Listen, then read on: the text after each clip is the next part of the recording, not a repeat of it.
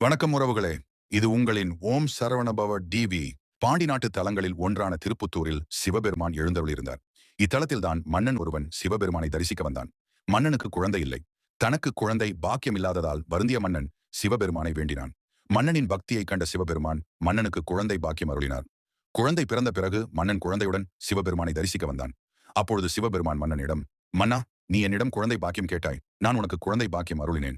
இப்பொழுது நீ என்னிடம் எதை செய்தால் பாவம் என்று கேட்கிறாய். அதற்கு நான் உனக்கு ஒரு கதை சொல்கிறேன், கேள் என்று கூறி ஒரு கதையை சொல்ல ஆரம்பித்தார்.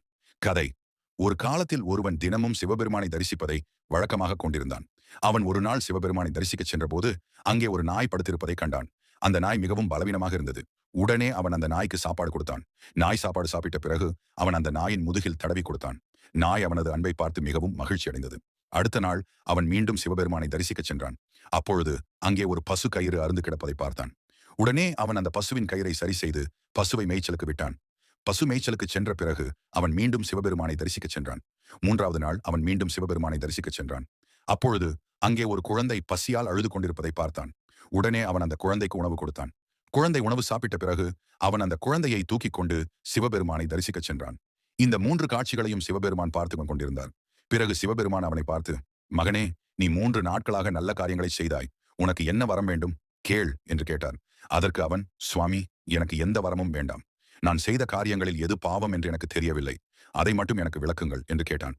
சிவபெருமான் சிரித்துக்கொண்டே, மகனே, நீ செய்த 3 காரியங்களும் புண்ணியமான காரியங்கள்தான். ஆனால் அதில் ஒரு சிறிய பாவம் இருக்கிறது.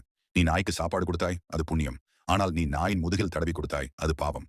ஏனென்றால் நாய்க்கு மேல் பாகத்தில் தடவினால் அது நாயின் பலத்தை குறைக்கும். நீ பசுவின் கயிறை சரி செய்தாய், அது புண்ணியம்.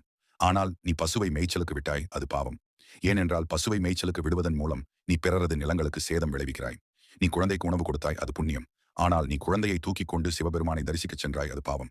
ஏனென்றால் குழந்தை பசியால் அழுது கொண்டிருக்கும் போது நீ சிவபெருமானை தரிசிப்பதை விட முதலில் குழந்தைக்கு உணவு கொடுத்துவிட்டு பிறகு சிவபெருமானை தரிசிக்கச் சென்றிருக்க வேண்டும் என்று கூறினான். இந்த கதையை சொன்ன பிறகு சிவபெருமான் மன்னனிடம், மன்னா, நீ செய்த காரியங்களில் எது பாவம் என்று இப்பொழுது உனக்கு புரிந்திருக்கும். ஆகையால் நீ இனிமேல் எந்த ஒரு காரியத்தை செய்தாலும் அதை யோசித்துச் செய் என்று கூறினார். இந்த கதை மூலம் நாம் எந்த ஒரு காரியத்தை செய்தாலும் அதை யோசித்து செய்ய வேண்டும் என்பதை புரிந்து கொள்ளலாம். சிவன் பிடிச்சா கமெண்ட் பண்ணுங்க.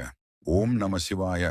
மேலும் இப்படி ஆன்மீக கதைகள் கேட்க ஓம் சரவண பவ டிவியை சப்ஸ்கிரைப் பண்ண மறக்காதீங்க.